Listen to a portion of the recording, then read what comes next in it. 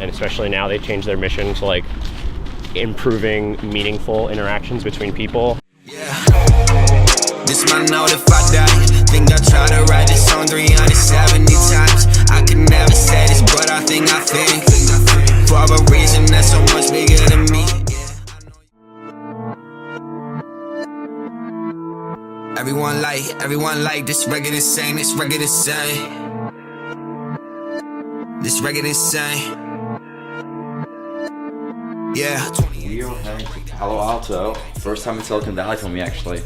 Visiting a friend, good old friend David Jakubowicz. He works at Facebook. He's gonna give us a little tour to Facebook HQ. We're gonna have some dinner to explore the all famous Silicon Valley. You know, that's something I grew up with, like, you know, hearing about and reading about, but now, I mean, finally on the West Coast, I gotta check it out myself. And lots of friends actually have startups out there. I mean, it's the home of all startups essentially, so let's go. Let's just unlock that for you. There we go.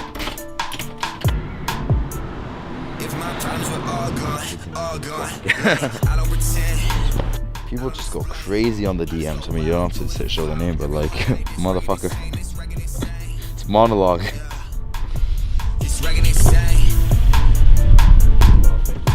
Yes, great. It's funny now. So this guy hit me up on Instagram in regards to my latest video. Says, you make a good point, but countries have already banned it, and even long term, it seems it won't be viable.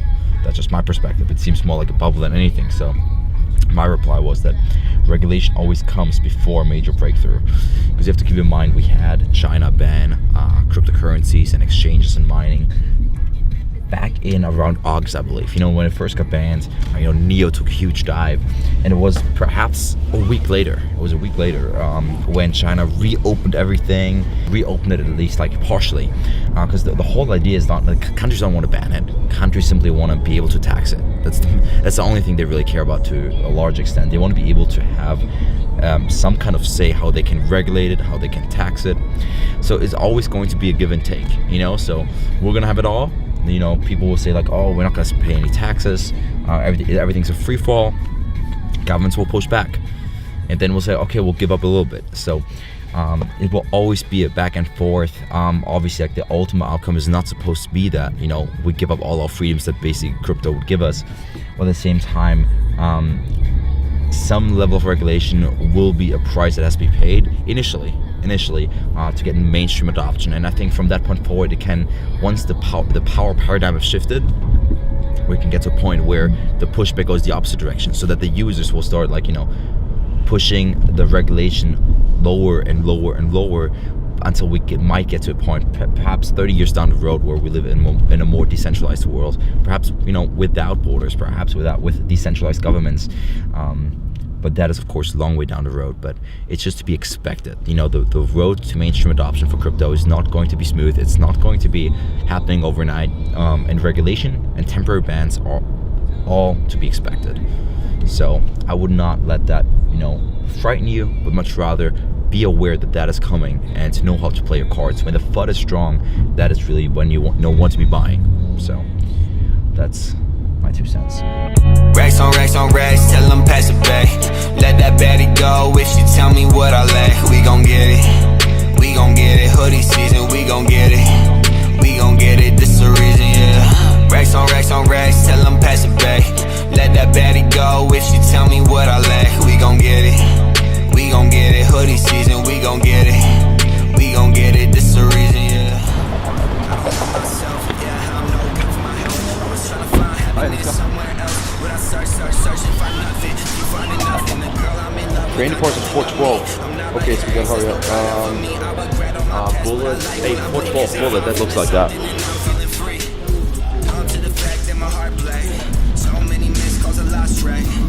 So glamorous.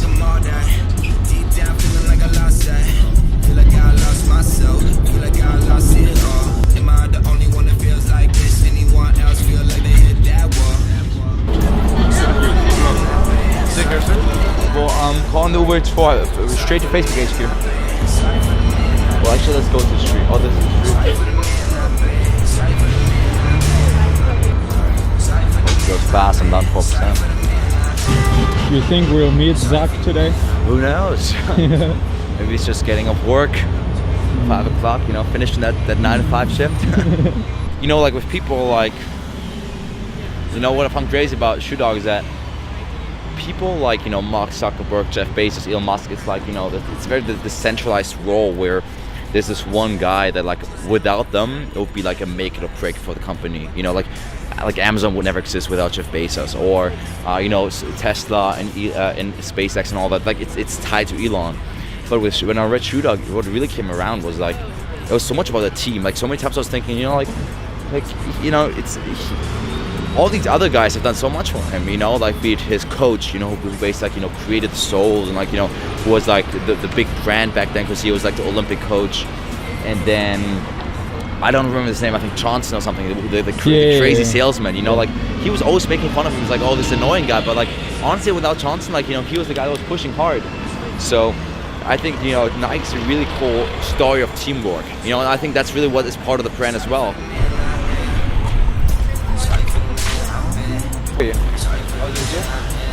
Yeah.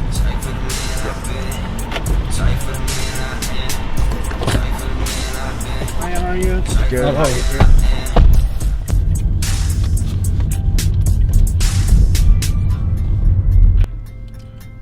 5:16 p.m. arrival. Building 14.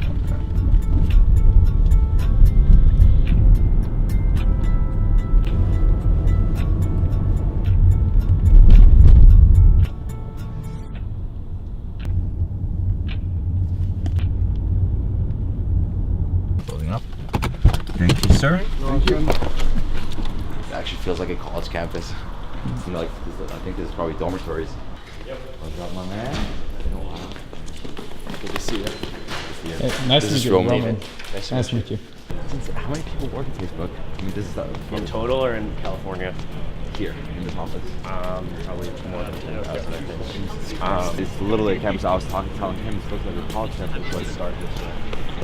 It's like a small city. Yeah. And this isn't even half of the campus, actually. This is where it started. This is Oculus, this building on the side. Oculus is actually on campus. Yeah. Sick. It was recently added. It wasn't there always. I was gonna say. Arcade. I only come here when I bring visitors. Oh, yeah, I know you come.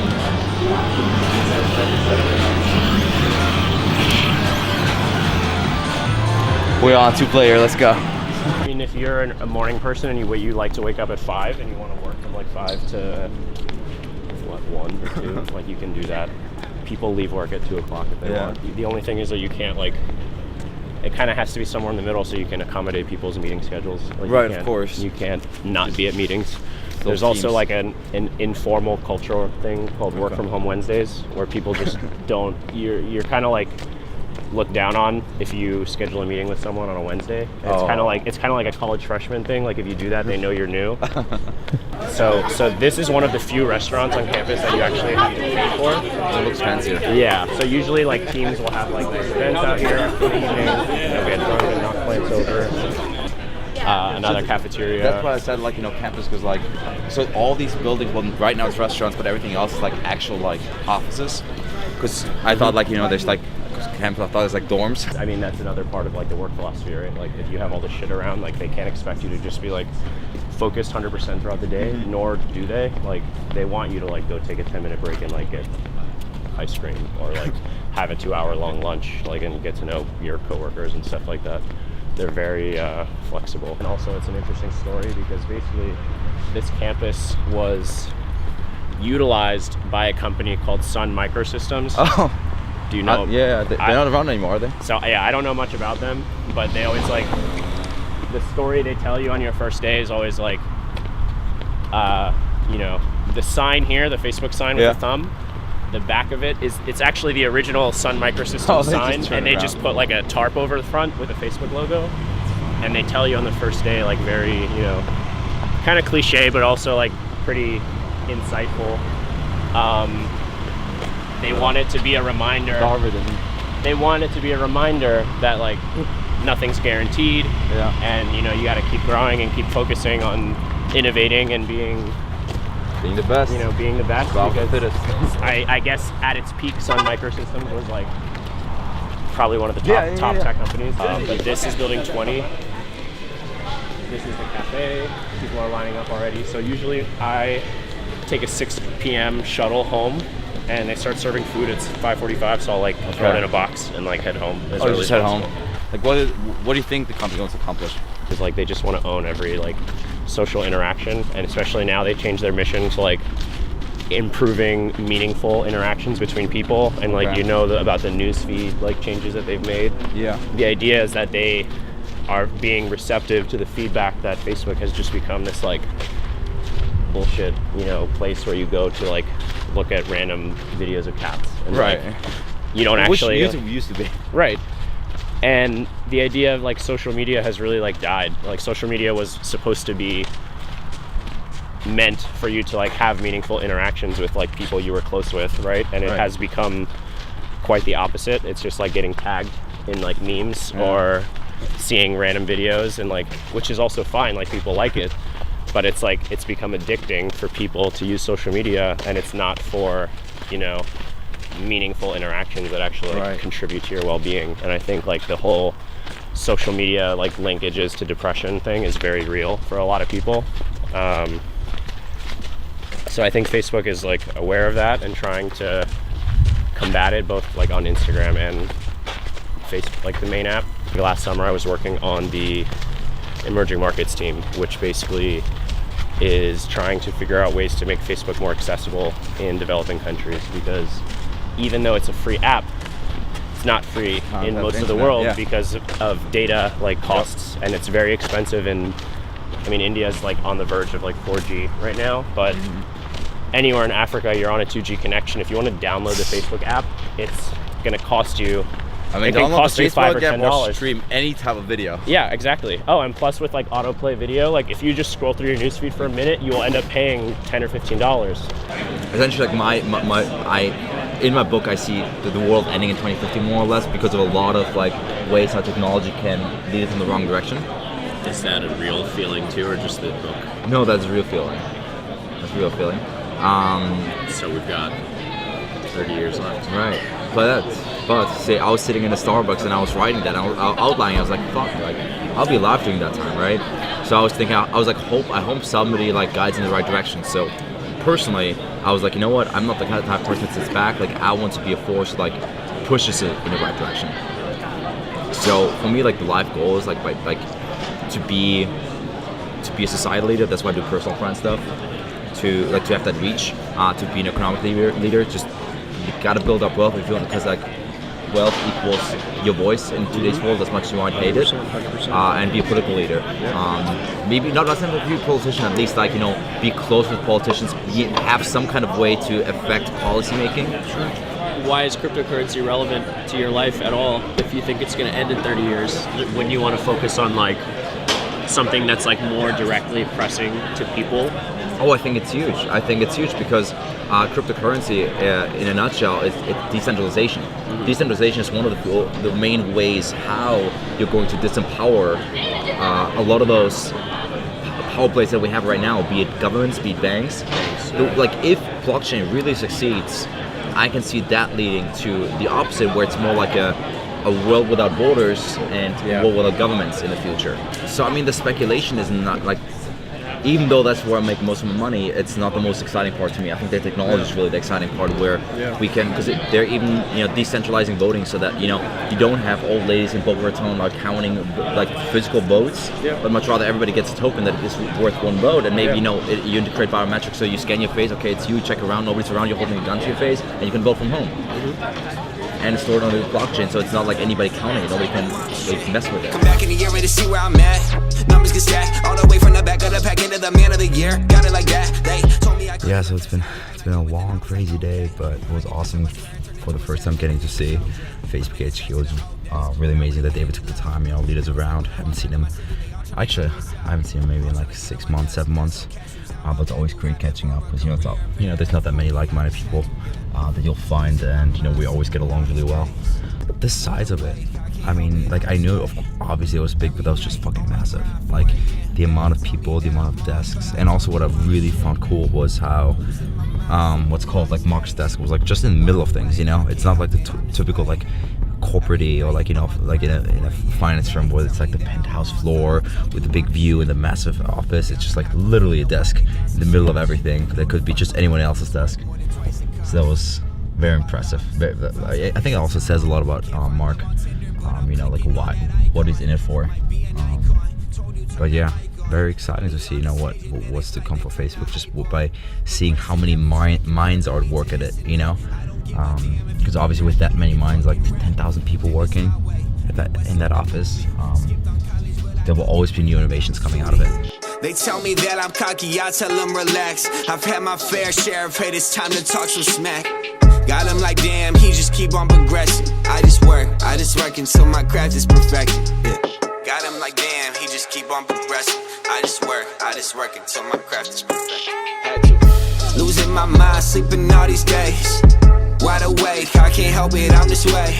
Dude, I'm trying to see, like, for me, those Instagram stories, you know, when I, like, at the beginning of the year, I did a recap of the entire last year. I saw everything. And dude, for me, that was like so cathartic. Like, I was just like going through, like, I was basically able to re-experience my entire last year, and like, there was so many like subtle, like, I didn't post everything, but even like within those stories I watched, there was so many like subtle connotations where I'm like, oh, I remember how I felt that day. I remember, like, you know, the different things that were happening. So there's something super powerful. I mean, this is gonna be really exciting, you know, watching those vlogs. Yeah, who the fuck knows? Like, maybe we'll have kids or something, you know. 10 years. Say hello to your kids. Right. What's up, kids? It would be crazy if you guys are actually watching this. I mean, props to you for still being around. You guys are probably watching this on like the VR, and probably not even VR. Like your brain's gonna be connected to some shit, and you're gonna see it like in your eyes. But oh well. No, it's just crazy to think about it. Because I mean, even then, I'll have a much better idea of, like, you know, looking back at my life now and thinking like, I see how he thought, I see how he acted and behaved, and you also see, like, you know, how much he grew and like how he changed in certain ways. So it's an exciting time we live in when you have the capability of doing all this, you know. Crazy enough when, like, you know, our grandparents, like, when you see pictures that they saved, you know, like old photo books, my grandma did that. So yeah. Losing my mind, sleeping all these days. Wide awake, I can't help it, I'm this way. Every night on my grind, 4 a.m. They tell me that I'm on, thought I told you I'm the shit. Losing my mind, sleeping all these days. Wide awake, I can't help it, I'm this way. Every night on my grind, 4 a.m. They tell me that I'm on, thought I told you I'm the shit.